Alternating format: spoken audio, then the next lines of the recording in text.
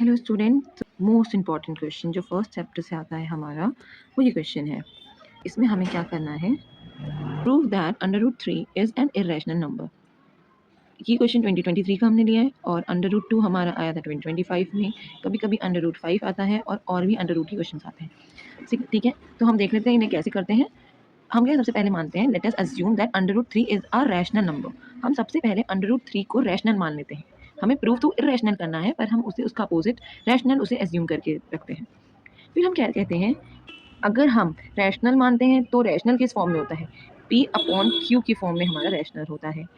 तो हमने कहा √3 जो है वो A/B के फॉर्म में हमने ले लिया, ओके, टर्म्स में, जिसमें A और B जो हैं वो हमारे कभी जीरो नहीं होंगे, ये कहा है।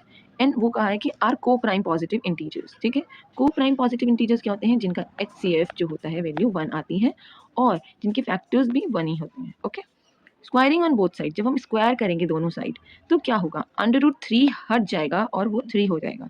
√ हट जाएगा 3 से स्क्वायरिंग करने पे, एंड A² / B² हो जाएगा। ठीक है, सेम एज इट इज यहाँ लिखा है, देखो।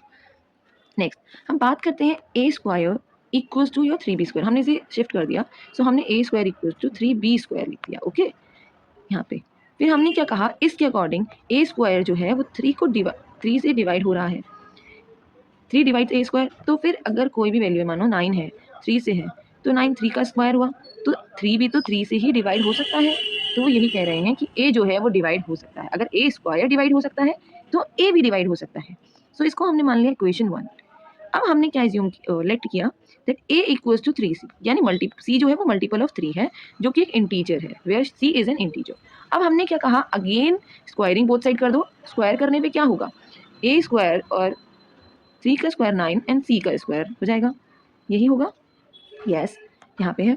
सो नेक्स्ट हमारा क्या होगा, हम इसे सिंप्लीफाई करेंगे। कैसे, A² की वैल्यू हमने बोला A² equals to 3B²। A² equals to हमारा था 3B², तो हमने यहाँ पे A² की वैल्यू प्लेस कर दी।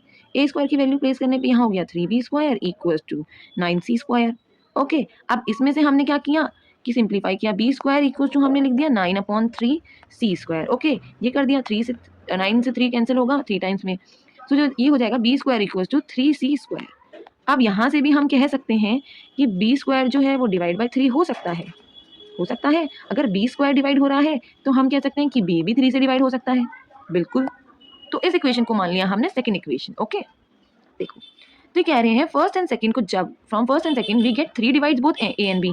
तो कह रहे हैं फर्स्ट और सेकंड है हमारा, उसमें से A भी डिवाइड हो रहा है 3 से और B भी डिवाइड हो रहा है 3 से। जब ये दोनों 3 से डिवाइड हो रहे हैं तो दे आर नॉट को प्राइम इंटीजर्स। ठीक है, क्योंकि को प्राइम इंटीजर्स क्या थे, वो सिर्फ एक से ही डिवाइड हो सकते हैं, मतलब उनके फैक्टर 1 होंगे, उनका HCF 1 होगा। तो यहाँ जो 3 है, यहाँ जो A एंड B नंबर्स है वो डिवाइड हो रहे हैं हमारे। So this contradict the fact that A and B are coprimes. हमने माना था को प्राइम है, बट ये को प्राइम नहीं है, तो hence are √3 is an irrational number. Okay.